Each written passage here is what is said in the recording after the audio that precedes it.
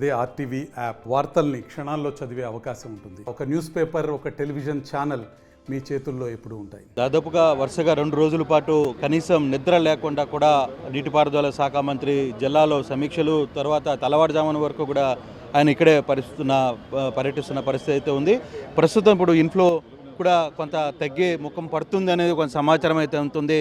మంత్రి మనతో నిమ్మల నాయుడు గారు ఉన్నారు, మాట్లాడే ప్రయత్నం అయితే చేస్తాం. సార్, ఇన్ఫ్లో కొంత తగ్గుముఖం పడుతుంది అనేది కొంత అది కరెక్టేనా? ఏదైతే గత 20-30 సంవత్సరాల్లో చూడనటువంటి వరద కృష్ణానదికి చూడడం జరిగింది. 1998, 2009లో ఆ రోజు కేవలం 10 లక్షల క్యూసిక్ల వరకు క్రాస్ అయినటువంటి పరిస్థితి ఉంటే ఈరోజు 11,80,000 దాని కెపాసిటీ 12 లక్షల క్యూసిక్లు ఉంటే నియర్ 100% రీచ్ అయినటువంటి పరిస్థితి ఉంది. ఇటువంటి స్థితిలో కూడా చంద్రబాబు నాయుడు గారు లాంటి ఒక పరిపాలన దక్షత ఉన్నటువంటి నాయకుడు, ఇటువంటి క్రైసిస్ వచ్చినప్పుడు దాన్ని మేనేజ్ చేసుకునే నాయకుడు ఉన్నాడు కాబట్టి, అందులోనూ కూడా ఈవేళ ఎవరైతే నిపుణులు చెప్తూ ఉన్నారు, ఈ వాతావరణ నిపుణులు 3 నెలల్లో కురిసేటువంటి వర్షం ఒక్క రోజులో పడింది క్యాచ్మెంట్ ఏరియాలో. అంటే ఏదైతే మేము క్యాలిక్యులేట్ చేసుకోగలుగుతాం, ఏదైతే ఆల్మెట్టి, జోరాల, శ్రీశైలం, నాగార్జునసాగరు, పులిచెంతల, కానీ పులిచెంతలకి ప్రకాశం బ్యారేజ్కి మధ్య ఉన్నటువంటి లోకల్ క్యాచ్మెంట్లో 5-6 లక్షల క్యూసిక్ల నీరు అనేది మున్నేరు మొత్తం అట్లా డిఫరెంట్ ఏరియాస్ నుంచి వితిన్ అవర్స్లో వచ్చినటువంటి పరిస్థితి. ఇటువంటి విపత్తులో కూడా పెద్దగా ప్రాణ నష్టం కానీ ఆస్తి నష్టం కానీ లేకుండా చేయగలడం అని అంటే అది చంద్రబాబు నాయుడు గారు ఏదైతే ఈ కోఆర్డినేషన్ అంటే అటు అధికారులను అప్రమత్తం చేయడం కానీ, ప్రజాప్రతినిధులుగా మాకు కూడా ఎప్పటికప్పుడు గైడ్ చేయడం కానీ. ఎందుకంటే మీరు చూశారు, గత 24 గంటల్లో ఆయన పడుకున్నది 2 గంటలు మాత్రమే. ఈ 7-8 సార్లు ఆయన క్షేత్రస్థాయి పర్యటన చేసుకుంటూ గ్రౌండ్లలో ఉన్నటువంటి రిపోర్ట్ని ఆయనే చాలా క్లియర్గా చూసుకోవడం. ఎందుకు నేను ఈ మాట చెప్తున్నానంటే 74 సంవత్సరాల వయసులో ఆయన ఈ కష్టం పడుతూ ఉన్నాడు. ఎవరి కోసం? ఈ రాష్ట్రం కోసం, ప్రజల కోసం. ఎందుకంటే గతంలో మనం చూసాం, ఏదైతే గతంలో ఉన్నటువంటి ముఖ్యమంత్రి ఆ రోజు ఏదైతే మరి పెద్ద ఎత్తున ఆ రోజు గుడ్లగమ్మ గేట్లు కొట్టుకుపోయినా, లేదంటే అన్నమయ్య ఏంటి మరి ప్రాజెక్టు కొట్టుకుపోయినటువంటి స్థితిలో ఊళ్ళు మా తుడుచు పెట్టుకుపోయినా 36 మంది ఆ క్షణాల్లో ప్రాణాలు వదిలినా కూడా కనీసం తాడేపల్లి రాజప్రసాద్ వదిలి ఆయన బయటకు పోలా. కానీ ఈరోజు చంద్రబాబు నాయుడు గారు ఈరోజు ఇంత క్షేత్రస్థాయిలో ఇంత పనిచేస్తున్నారు. అందుకే ఈరోజు ఇటువంటి విపత్తు వచ్చినా కూడా ప్రజలందరికీ ఒకే నమ్మకం చంద్రబాబు నాయుడు గారు. ఇంకా రెండవది ఏదైతే ఇప్పుడు మీరు ఏదైతే ఈ కృష్ణా ఫ్లడ్కి సంబంధించి ఏదైతే అడిగారో, మరి ఇప్పటికి దగ్గర 11,80,000 నుంచి ఒక 8,000, 10,000 ఇప్పుడు కొంచెం తగ్గినటువంటి పరిస్థితి. రేపటికి ఏదైతే ఇది 9 లక్షలు 10 లక్షల మధ్యకి తగ్గొచ్చు అనేటువంటి అంచనా. ఎల్లుండికి ఒక 7-8 లక్షల వరకు తగ్గుతుందేమో. అంటే లోకల్ క్యాచ్మెంట్లో కనుక అన్ఎక్స్పెక్టెడ్ రైన్ఫాల్ లేకపోతే మాత్రం ఒక 2 రోజుల్లో చక్కబడవచ్చు అని. సార్, దివిసీమ కొంత టెన్షన్లో ఉంది. నాగాయలంక, దివిసీమ, కోడూరు ఇవన్నీ కూడా కొంత ప్రెజర్ ఫీల్ అవుతున్నారు. ఇప్పటికే రేపల్లిలో కూడా కొంత వాటర్ వచ్చేసింది అనేది సమాచారం ఉంది. ఎలా చూస్తారు సార్? ఏదైతే ఇక కృష్ణాకు సంబంధించి గత 20-30 సంవత్సరాల నుంచి ఫ్లడ్ అనేది వీళ్ళు చూడకపోవడం వల్ల ఈ కొంత ఏదైతే ఎందుకంటున్నానంటే ఆ మాట, ఇప్పుడు మాకు గోదావరికి సంబంధించిన అయితే మాకు దగ్గర 20,000, 25,000, 30,000 లక్షల క్యూసిక్ల నీరు కూడా వస్తుంది మాకు గోదావరికి. ఎవ్రీ ఇయర్ మేము ఫేస్ చేస్తూ ఉంటాం.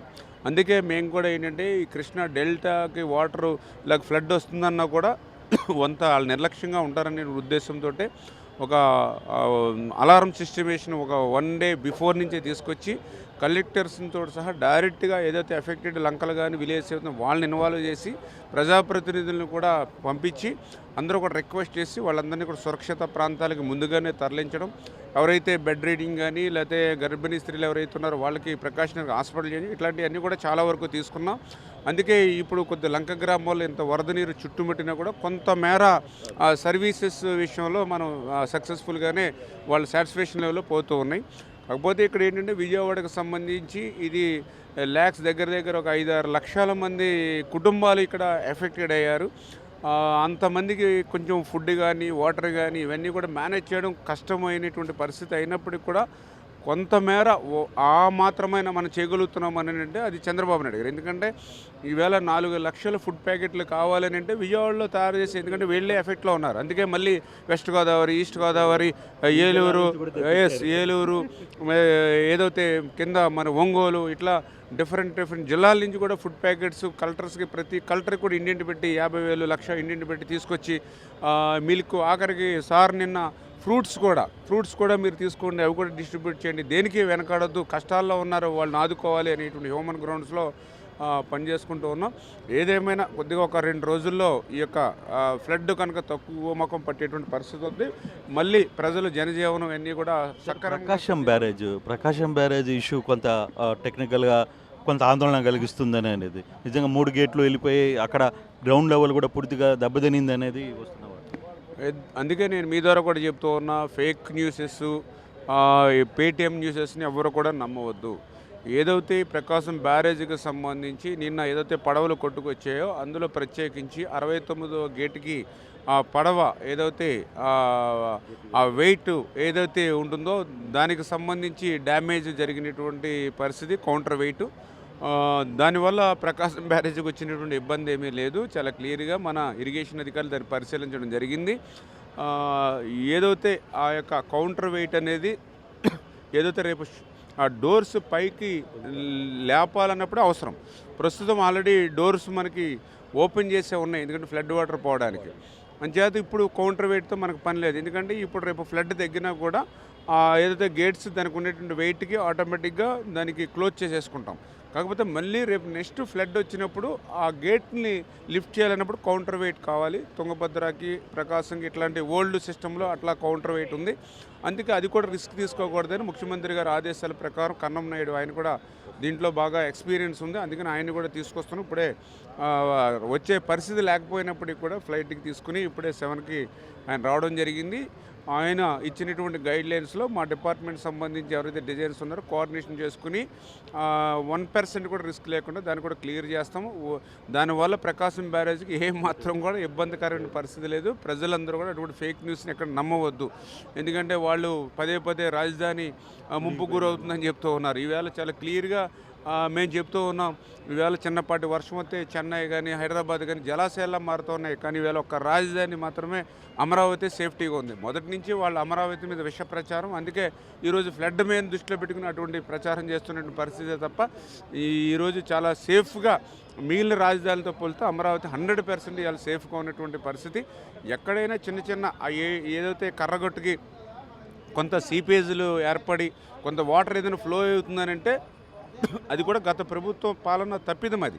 ఎందుకంటే గతంలో తెలుగుదేశం ప్రభుత్వంలో ఆ రోజు ఏటుగట్టు ఏదైతే కర్రగట్టు ఉందో దాన్ని ఒకటి సేఫ్టీ, 2 రాజధానికి వెళ్ళాలనే ఉద్దేశంతో డబుల్ లైన్ చేయాలని ఎక్స్టెండ్ కూడా చేసాం ఆ రోజు. కానీ గత ప్రభుత్వం అమరావతి మీద ఉన్నటువంటి విషం ప్రచారంతో ఆ ఏటుగట్టు పనులు కూడా నిలిపివేయడం ద్వారా, అదేవిధంగా షట్టర్స్ ఏవైతే అవుట్స్లో ఉన్నాయో వాటిలో కూడా మెయింటెనెన్స్ లేకపోవడం వల్ల అక్కడక్కడ సీపేజీలు ఉన్నాయి. రాత్రులు కూడా మేము నిద్ర లేకుండా దాన్ని మేము కంట్రోల్ చేస్తున్నాం స్థానిక రైతుల సహకారంతో. అదేవిధంగా ఏదైతే మేజర్గా ఇప్పుడు మన విజయవాడకు సంబంధించి మరి ఏదైతే కొంత మేర వరద నీరు ఏదైతే బుడమేరు నుంచి వచ్చిందో ఆ పాపం కూడా జగన్మోహన్ రెడ్డిదే. ఇదేమి నేను రాజకీయ కోణంలో మాట్లాడట్లా. ఏదైతే బుడమేరుకి సంబంధించి చాలా క్లియర్గా అది గత తెలుగుదేశం ప్రభుత్వంలో 35,000 క్యూసెక్కుల నీరు ప్రవహించేటువంటి విధంగా ఎక్స్టెండ్ చేసి లైనింగ్ చేయడం కోసం అని చెప్పి ఆ రోజు టెండర్లు పిలిచి వర్క్ ఆర్డర్స్ ఇచ్చాం. కానీ ప్రభుత్వం మారిన తర్వాత ఈ జగన్మోహన్ రెడ్డి పాలన 5 సంవత్సరాల్లో ₹1 ఖర్చు పెట్టలేదు, ఒక అరబత్త సిమెంట్ లేదు, ఒక తట్ట మట్టి వర్క్ పనిచేసినటువంటి పరిస్థితి లేదు. దానివల్ల కేవలం అది 15,000 క్యూసెక్కులకి వెళ్ళేటువంటి పరిస్థితి ఉన్నటువంటి స్థితిలో మొన్న ఒక్క రోజుగా ఏదైతే బ్లీచెస్ పడిన రోజున 26,000 క్యూసెక్కులు రావడంతో మార్గం లేనిటువంటి పరిస్థితుల్లో జగన్మోహన్ రెడ్డి 5 సంవత్సరాల పాలనలో వైఫల్యం వల్ల ఆ బ్లీచెస్ 3 చోట్ల పడి ఈవేళ వరద నీరు ఈవేళ విజయవాడలో చుట్టుముట్టినటువంటి పరిస్థితి. ఈవేళ జగన్మోహన్ రెడ్డి ఇందాక వెళ్ళి పర్యటిస్తూ ఉన్నాడు. మరి ఆ రోజు అన్నమయ్య కొట్టుకుపోయినప్పుడు 36 మంది చనిపోయినప్పుడు ఊళ్ళు తుడిచిపెట్టిపోయినప్పుడు రాజప్రసాదం వదిలి అడుగు పెట్టాల. కానీ ఈరోజు ఏదైతే ఆ వరద నీటిలోకి వెళ్ళినప్పుడు ఈవేళ ఆయన ప్రశ్నిస్తూ ఉన్నాం, ఆ వరద నీరు ఎట్లా వచ్చింది, ఏదైతే ఆ యొక్క గండ్లు ఎందుకు పడినాయి, ఆ రోజు నువ్వు అధికారంలో ఉన్నప్పుడు ఆ 35,000 క్యూసెక్కులకి నీరుకి సామర్థ్యానికి సరిపడే విధంగా ఆ లైనింగ్ ఎక్స్టెన్షన్ ఆ బుడమేరకు చేసి ఉంటే ఆ గండ్లు పడి ఉండేవి కాదు. గండ్లు పడకుండా ఉంటే ఈవేళ అక్కడ చొక్క నీరు ఉండేది కాదు. ఈవేళ ఆ ఫ్లడ్కి నువ్వే కారకుడే, నువ్వే పరామర్శకై మరి వెళ్ళినటువంటి పరిస్థితి. అంచేత ప్రతి విషయాల్లోనూ కూడా అటువంటి రాజకీయాలు చేసేటువంటి పరిస్థితి కాకుండా భవిష్యత్తులో కూడా దీనికి శాశ్వతంగా మనం పరిష్కారం చేసేటువంటి విధంగా చంద్రబాబు నాయుడు గారి యొక్క డైరెక్షన్లో మేము అందరం కూడా పనిచేస్తామని చెప్పి తెలియజేస్తాం. Thank you. మొత్తం మీద అయితే మంత్రి ఒకటే చెప్తున్నారు, ప్రకాశం బ్యారేజీకి ఆందోళన చెందాల్సిన పరిస్థితి అయితే లేదు.